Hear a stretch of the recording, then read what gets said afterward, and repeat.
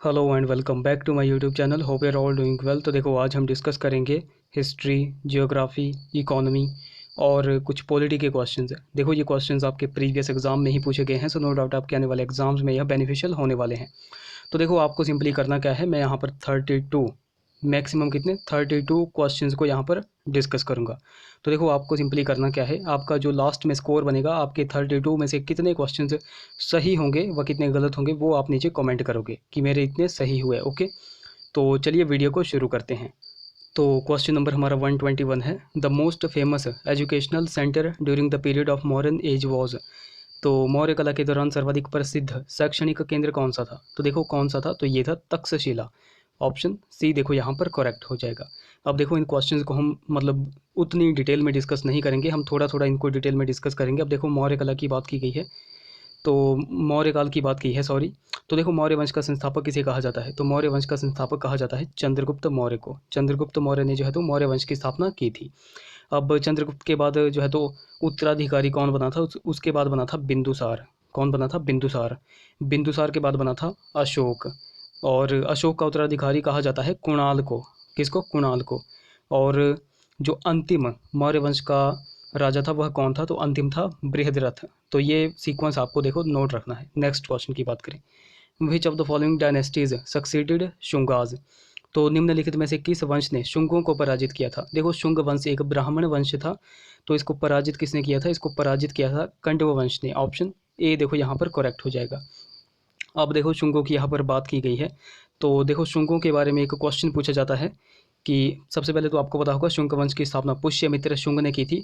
But question आपसे पूछा जाएगा शुंग वंश की कैपिटल, कैपिटल यानी कि इसकी राजधानी क्या थी? तो देखो, इसकी कैपिटल क्या थी? विदिशा। इनकी कैपिटल थी विदिशा, ये आपको नोट रखना है, ये कई बार एग्जाम में जो है तो पूछा जाता है। नेक्स्ट क्वेश्चन की बात करें, क्वेश्चन नंबर हमारा 123 है, the famous Chinese Pilgrim Fahien visited India during.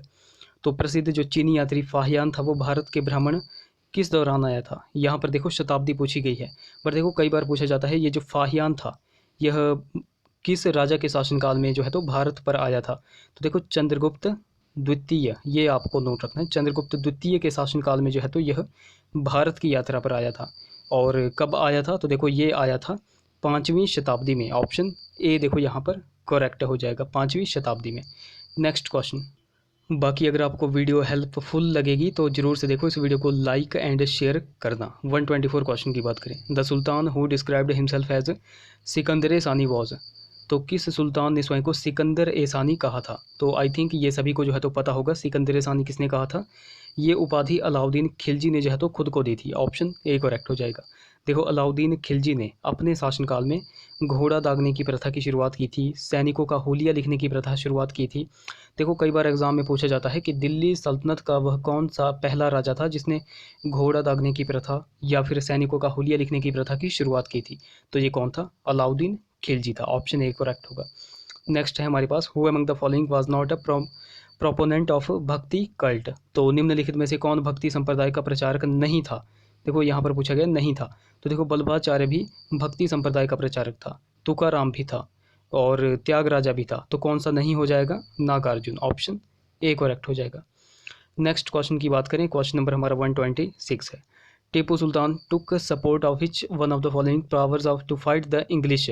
तो टीपू सुल्तान ने अंग्रेजों से युद्ध करने के लिए निम्नलिखित में से किसका समर्थन लिया था? तो देखो, इसने समर्थन लिया था फ्रेंच का। ऑप्शन डी करेक्ट हो जाएगा।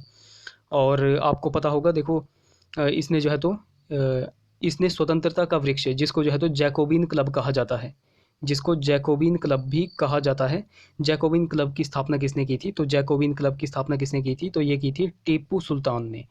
और कहाँ पर की थी ये भी पूछा जाता है, तो ये इसने की थी श्रीरंगपट्टनम में। इसको जो है तो स्वतंत्रता का वृक्ष कहा जाता है। क्या कहा जाता है? स्वतंत्रता का वृक्ष।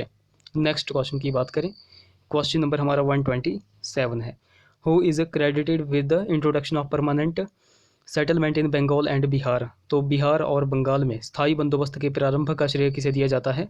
तो आई थिंक ये भी आपको जो है तो क्वेश्चन पता होगा, स्थायी बंदोबस्त के जन्मदाता कौन है? तो ये है Lord Cornwallis. Option C correct हो जाएगा। 1793 1793 में जो है तो इन्होंने स्थायी बंदोबस्त को जो है तो शुरू किया था। ओके, स्थायी बंदोबस्त को जो है तो जमींदारी प्रथा भी कहा जाता है, ये पॉइंट आपको नोट रखना है। नेक्स्ट क्वेश्चन की बात करें, क्वेश्चन नंबर हमारा 128 है। The leader of the Bardoli Satyagraha was, तो बारदोली सत्याग्रह का नेता कौन था? तो देखो पहले तो यहाँ पर एक क्वेश्चन आपको जो है तो फिट माइंड में फिट बैठा लेना है कि बारदोली सत्याग्रह जो है तो कब हुआ था? 1928। ओके, ये भी क्वेश्चन कई बार एग्जाम में बन जाता है। और बारदोली सत्याग्रह का नेता कौन था? सरदार वल्लभ भाई पटेल। ऑप्शन सी करेक्ट हो जाएगा। नेक्स्ट क्वेश्चन की बात करें तो क्वेश्चन नंबर हमारा 129 है। When was the Muslim league established, तो मुस्लिम लीग की स्थापना जो है तो कब हुई थी? तो देखो मुस्लिम लीग की स्थापना जो है तो बंगाल के विभाजन के जस्ट 1 साल बाद हुई थी, यानी कि आप कह सकते हो 1906 में हुई थी। ऑप्शन ए यहाँ पर बी करेक्ट हो जाएगा। ये देखो पॉइंट आपको नोट रखना है। Next question, which constitutional amendment deleted the rights to property from the list of fundamental rights, तो कौन से संविधान संशोधन ने मौलिक अधिकारों की सूची से संपत्ति के अधिकार का विलोपन किया था? तो ये किया था 42 यानी कि 42वें संविधान संशोधन ने। ऑप्शन ए यहाँ पर देखो करेक्ट हो जाएगा। देखो 42वें संविधान संशोधन को मिनी संविधान भी कहा जाता है। क्या कहा जाता है? मिनी कॉन्स्टिट्यूशन भी कहा जाता है। और इसी संविधान संशोधन को जो है तो लोकतंत्र की हत्या भी कहा जाता है।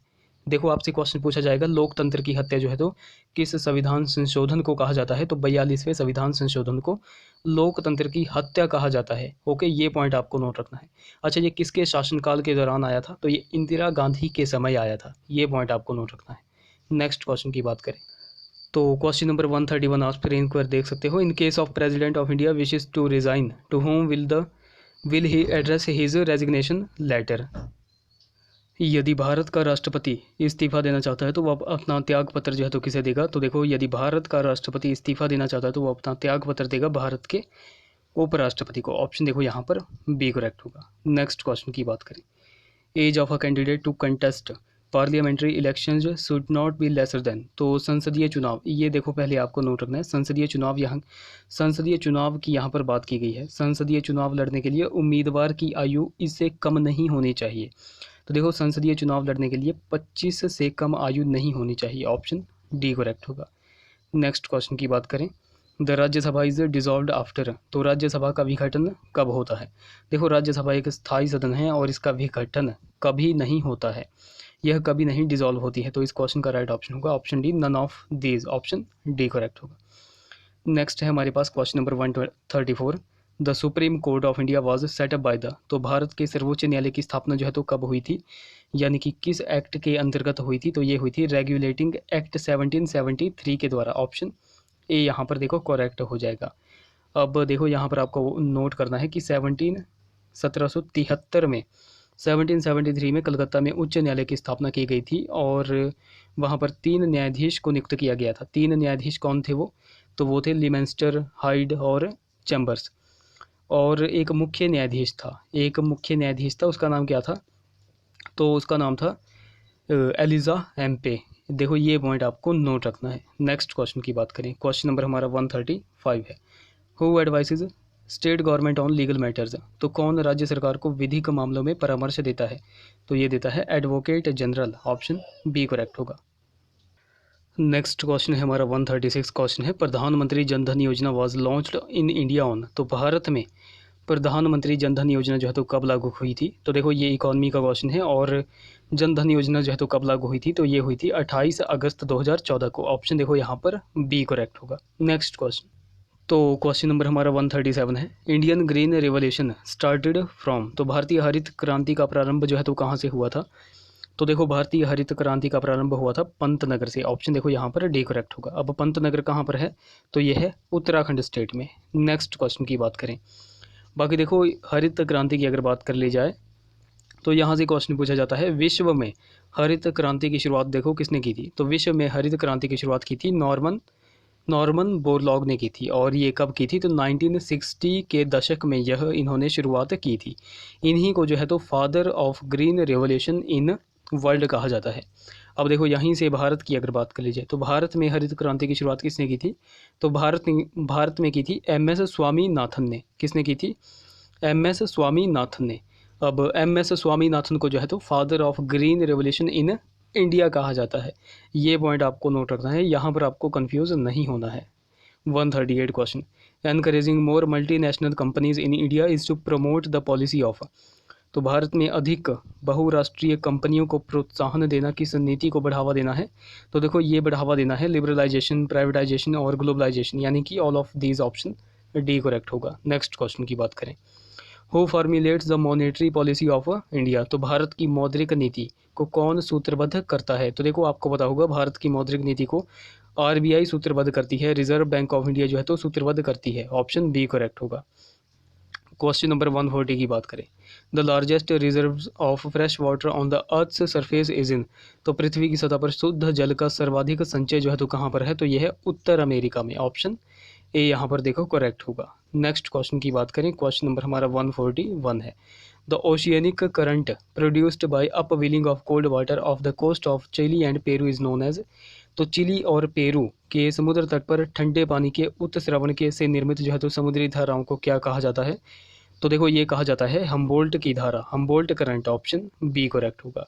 नेक्स्ट क्वेश्चन, क्वेश्चन नंबर हमारा 142 है, वेदर इज, मौसम क्या है? तो देखो मौसम है मोबिल, यानी कि गतिशील। ऑप्शन देखो यहाँ पर सी करेक्ट हो जाएगा। अब देखो यहाँ पर मोबिल लिखा गया है तो इसकी प्रोनाउंसिएशन क्या होगी? इसकी प्रोनाउंसिएशन होगी मोबिल, ना कि इसकी प्रोनाउंसिएशन मोबाइल होगी। ओके, गतिशील की प्रोनाउंसिएशन क्या होगी? मोबिल।